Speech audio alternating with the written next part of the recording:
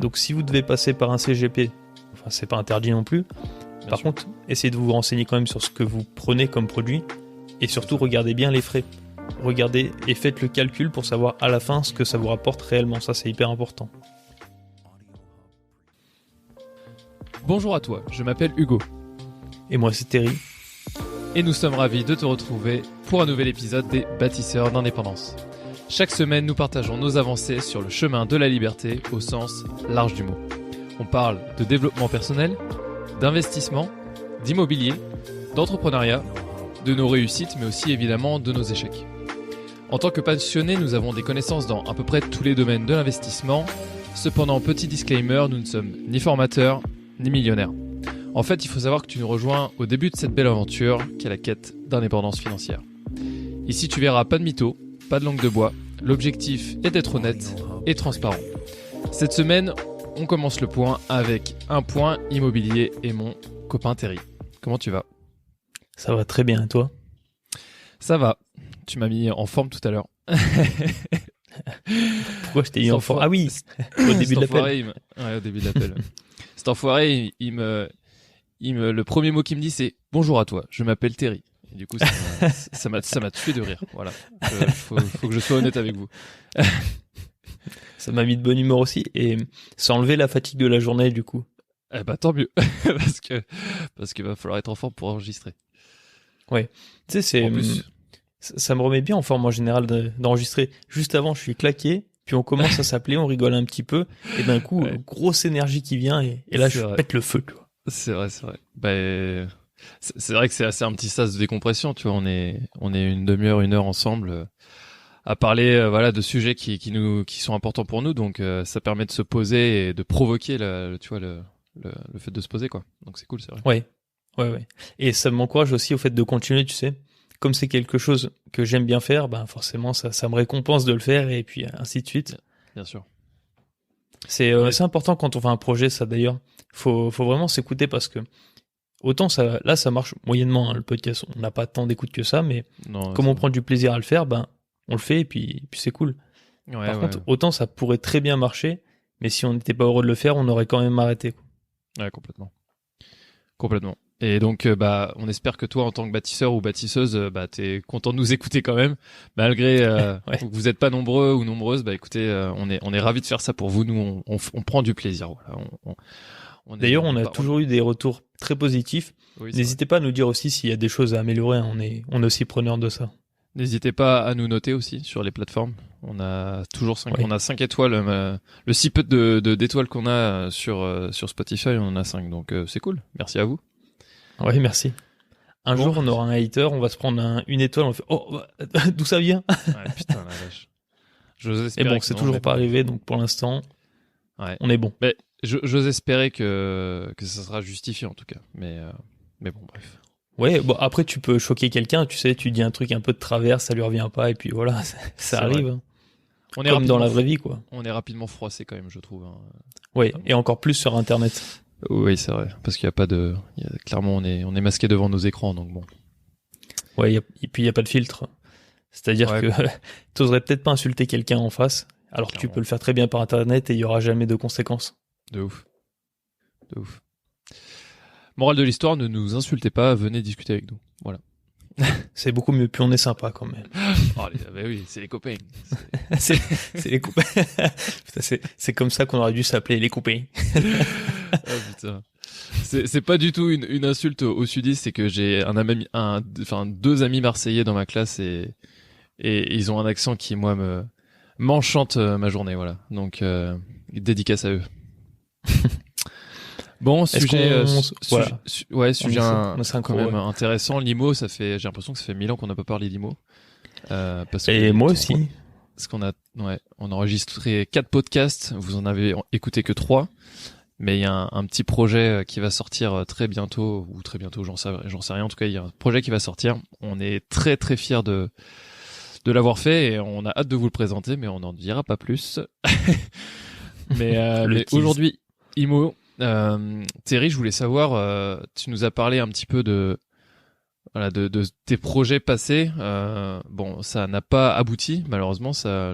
Les projets ont été tués dans l'œuf. Qu'est-ce qui se passe en ce moment? Qu'est-ce que tu fais? Voilà. Dis-nous un peu tout.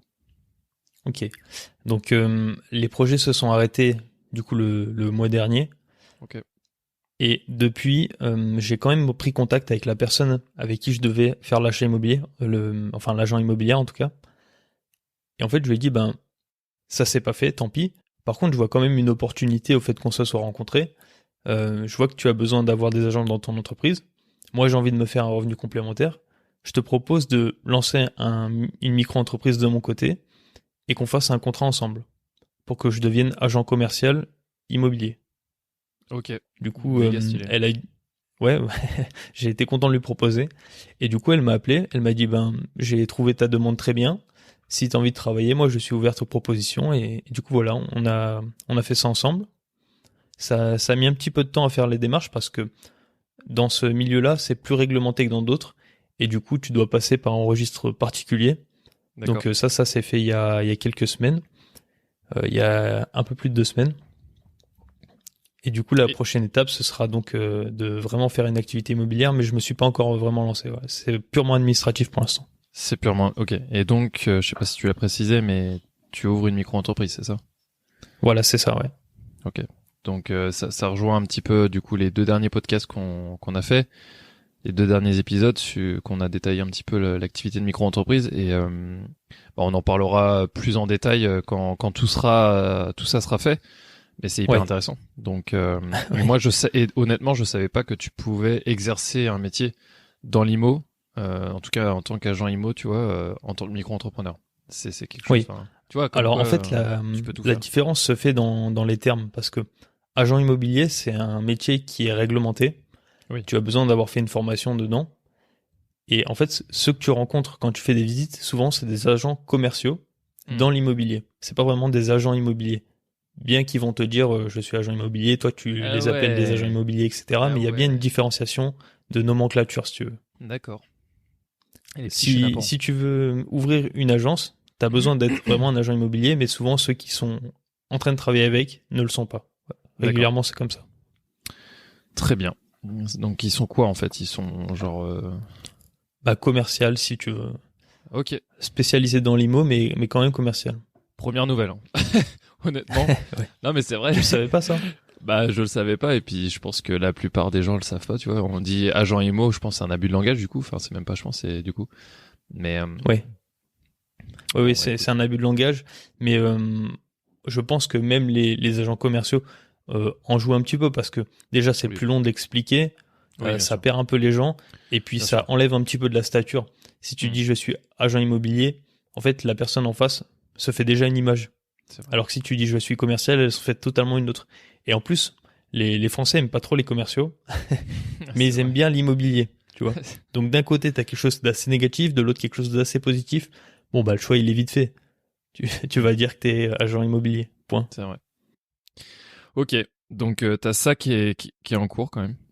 Ouais, voilà, ça c'est en cours, mais on est vraiment au tout début et il y a rien d'important à raconter là-dessus. Non, donc je me suis creusé un petit peu la tête tout à l'heure et je me suis dit sur quoi on va faire le sujet du jour. Et je pensais à quelque chose, tu vas me dire ce que t'en penses. Okay. C'est de parler un petit peu de tous les métiers qui gravitent autour de l'immobilier, parce qu'en fait, il y en a un paquet, ils sont pas connus en général, et le fait de les connaître, ça aide dans les démarches. Ok.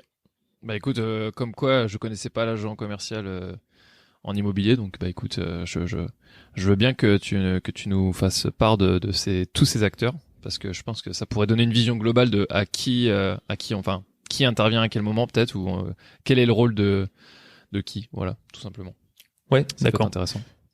Je vais commencer large, puis je vais me rapprocher. C'est-à-dire que je vais commencer par, avant de chercher l'immobilier, qui est-ce que tu peux rencontrer.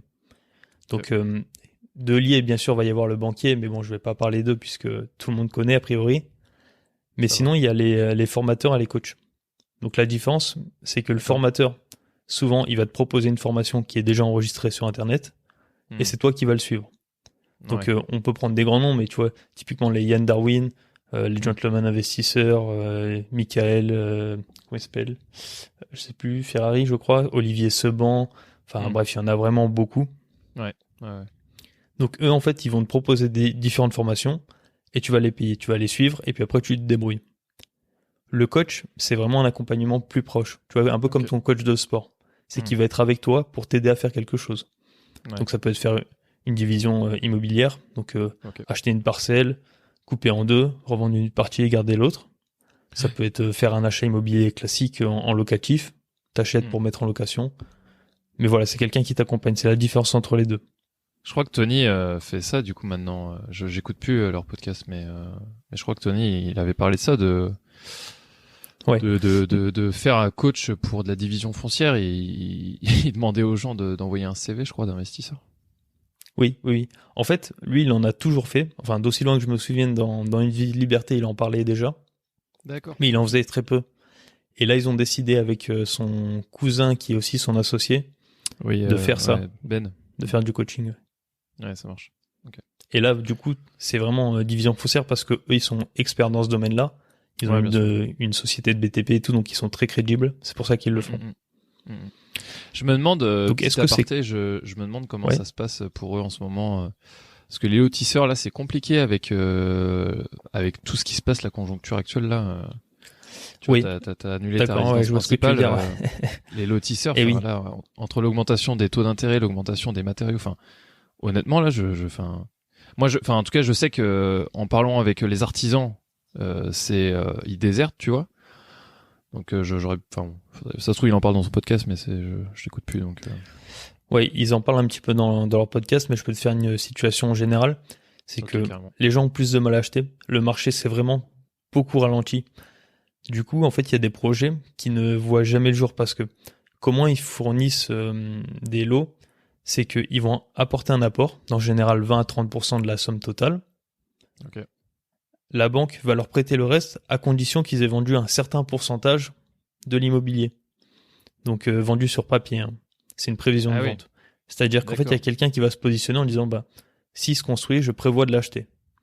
Et en général, ce qui est demandé par les banques comme garantie, c'est que 50% de tout ce qui va être créé soit déjà vendu sur le papier. C'est-à-dire que si tu fais 10 logements, il faut qu'il y en ait au moins 5 qui soient en prévision d'achat. Ok. Du coup, effectivement, c'est plus dur et il y a plein de gens qui n'y vont plus et donc il y a des projets qui ne voient jamais le jour. Et puis il y a moins de gens, comme tu dis, qui achètent. Donc en fait, du coup, les lotisseurs, ils ont plus ce ratio de 50%, j'imagine. Oui, c'est plus dur. Après, il y a toujours des zones tendues. Tu vois, ça peut être quelque chose de très beau qui plaît aussi. Parfois, il y a des pépites qui sortent. Non, et puis il y a quand même des acteurs, à mon avis, majeurs qui, eux, ont plus d'un tour dans leur sac ou ont diversifié leur investissement, tu vois, pour un peu amortir les coups durs. C'est possible. Ouais. Et puis, l'immobilier aussi, c'est quelque chose qui est assez sur le long terme. Donc, il y a plein de projets qui sortent en ce moment, qui ont été faits il y a peut-être 1 an ou 2. Par contre, ce qui se ralentit aujourd'hui, ça veut dire que l'année prochaine, il y aura probablement moins de gains pour eux. Voilà. Je pense qu'on peut faire la fin de l'aparté là-dessus. Ouais, carrément. Et du coup, donc ça, c'est coach et formateur, c'est ce que tu peux trouver en amont d'un achat immobilier, c'est ça? Ouais, voilà, c'est ça. Ok. Par contre, pour être coach ou formateur, il n'y a pas besoin de caractéristiques spécifiques. C'est pas des métiers qui sont réglementés. Il y a un autre métier réglementé qui s'appelle le CGP, en 3 lettres CGP, qui est l'abréviation de conseil en gestion patrimoniale. Ou alors conseil en gestion du patrimoine. Je crois que c'est ça, ouais. Et eux, ça va être des métiers qui sont vraiment réglementés et qui ont le droit de te donner des conseils en investissement. Ils ont le droit d'être rémunérés pour ça. A contrario, nous, là, ce qu'on fait dans le podcast, même si on donne des conseils, on n'a pas le droit de dire à quelqu'un, tu vas acheter ce placement boursier en passant par cette plateforme-là. Ça, c'est vraiment illégal, en fait. On risque gros en disant des choses très précises. Ok. Et du coup, lui, le conseiller en gestion de patrimoine, son but, ça va être de te vendre des produits financiers contre une rémunération. Par exemple, il va te dire, je te fais venir dans cette assurance vie qui te donne 3% par an pendant 5 ans garantie, et après, tu peux retirer. En échange, à chaque fois que tu mets 100 € dedans, moi, je vais retirer 10 €, par exemple. Ça fait beaucoup. Oui, c'est un exemple fictif, mais le conseiller en gestion de patrimoine coûte cher en général. Il vaut mieux le faire soi-même, honnêtement. Ouais, Et il vaut mieux le faire soi-même pour plusieurs raisons. Ouais, ok, vas-y. Je vais te donner. Après, c'est mes raisons. Vous faites bien ce que vous voulez, et puis je crache sur personne. Mais la première, c'est que quand tu veux investir, souvent, c'est pour avoir plus d'argent. c'est dommage quand même d'en retirer une partie pour la donner à quelqu'un d'autre. La deuxième chose, c'est que si tu passes par lui, tu sais pas trop dans quoi t'investis. Même s'il va te donner des explications, t'auras souvent pas l'ensemble des informations. Et si tu t'es pas renseigné toi-même de ton côté, en fait, tu fais confiance à quelqu'un pour gérer ton argent. Je trouve ça assez dangereux. Et personnellement, je le ferai pas. Est-ce que c'est assez clair pour toi pour le CGP? Ouais. Après, non, bien sûr. Oui, complètement. Mais c'est sûr que c'est la seule raison ou t'en as d'autres? Là, il y avait deux raisons. C'est que la première, ça te greffe un petit peu de ce que tu gagnes. Et la deuxième, c'est que tu fais confiance à quelqu'un pour ton argent à toi. Et lui, il prend pas de risque, hein, parce qu'il est payé sur la commission. Donc, en fait, après, toi, tu prends tous les risques. Aussi, tu vois.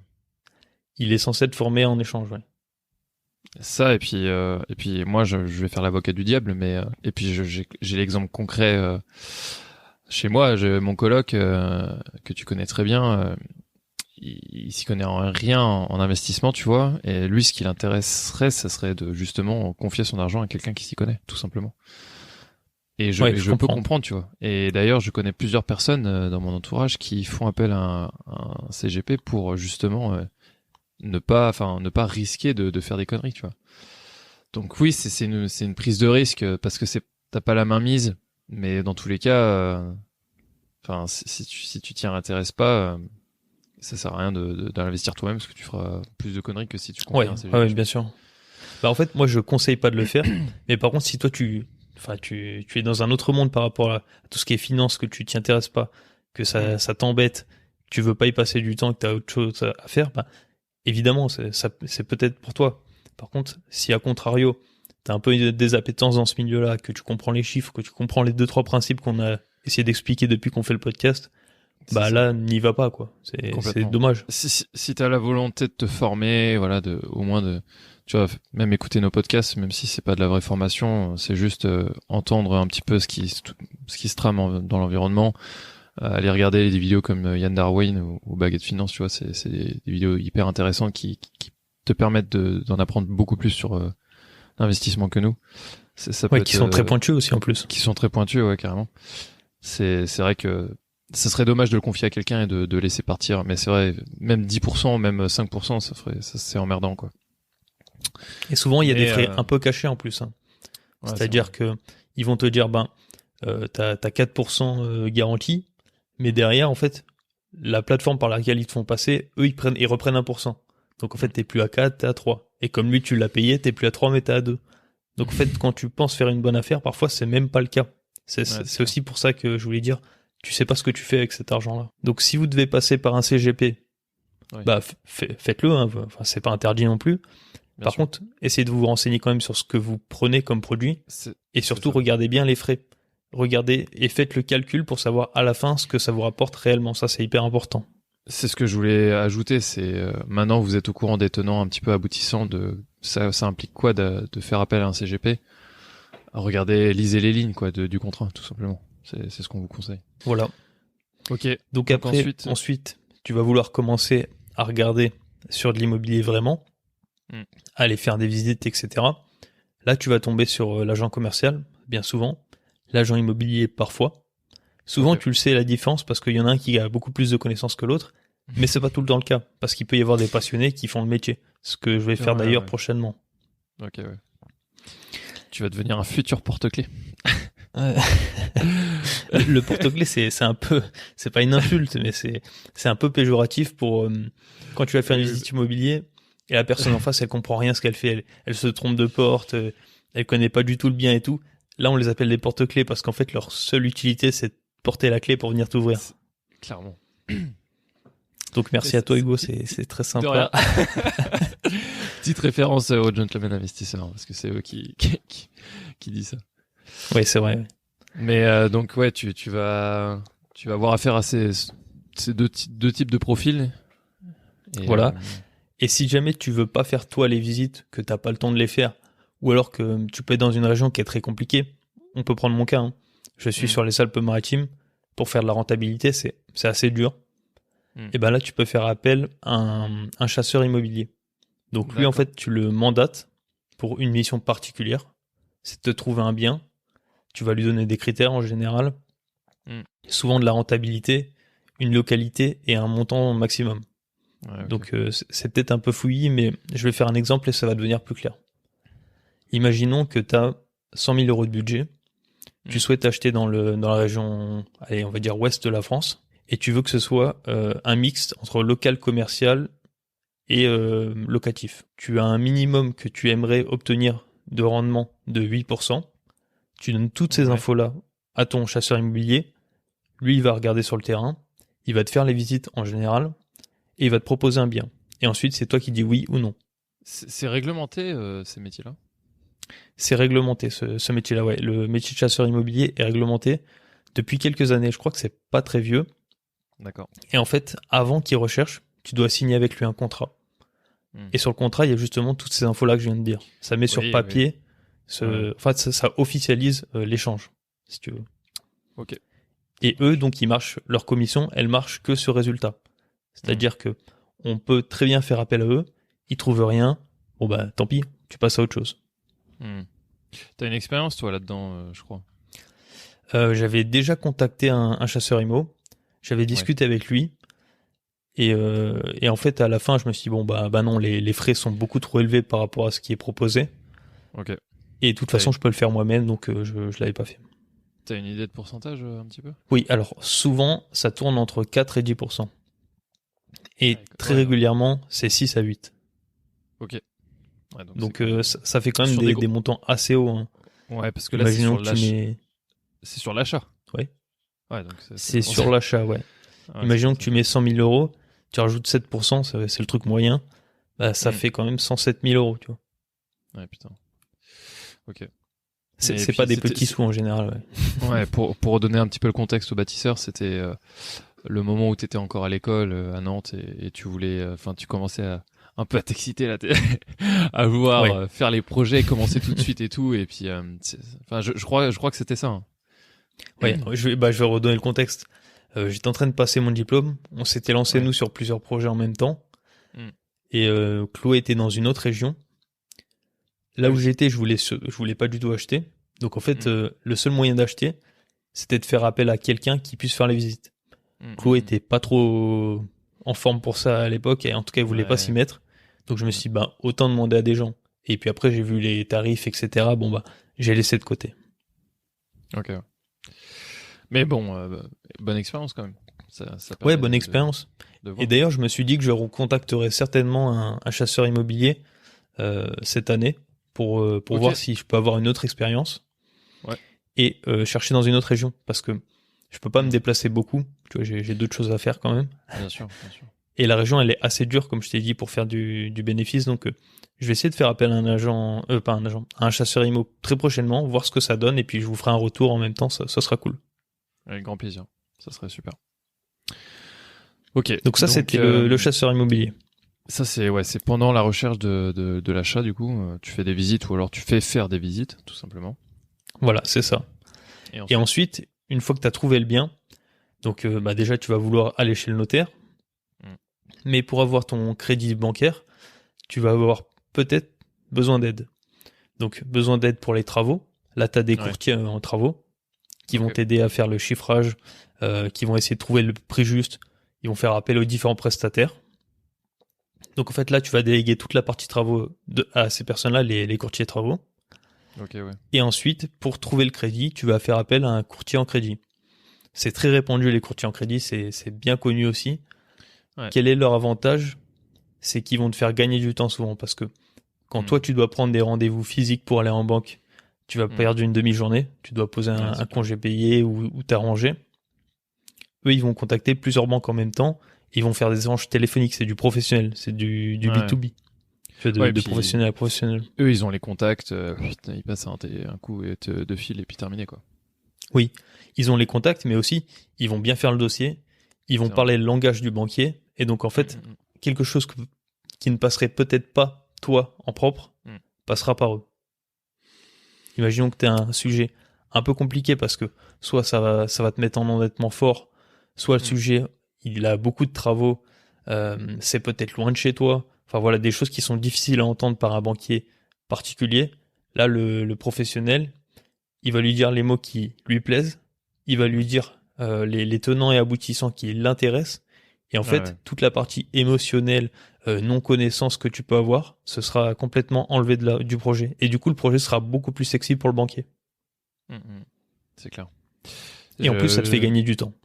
Ouais, complètement. Là-dessus, j'ai une expérience perso. Je sais pas si toi t'en as déjà une, mais moi je suis allé voir un courtier pour justement la résidence principale que je voulais acheter quand j'étais encore en études. Mais c'était intéressant. Vas-y, explique. J'avais peur qu'on. Bah, écoute, non, mais j'y suis allé parce que j'avoue que dans la classe, tu sais, dans notre promo, il y avait un gars qui avait acheté un appart justement avec un courtier et il avait dit qu'il était super satisfait, que ça s'était fait voilà, super bien. Et donc du coup, ça m'a intrigué, je suis allé voir moi-même un courtier pour aller justement acheter dans une zone où c'était un peu tendu. Et il était super gentil et honnête avec moi. Étant donné ma situation d'étudiant, il m'a dit que ça allait être un petit peu compliqué quand même, mais que voilà, il allait voir ce qu'il pouvait faire. Je crois que j'avais pas donné suite parce que du coup, tu vois bien, j'avais fait des visites, etc. et j'avais pas trouvé de bien à acheter.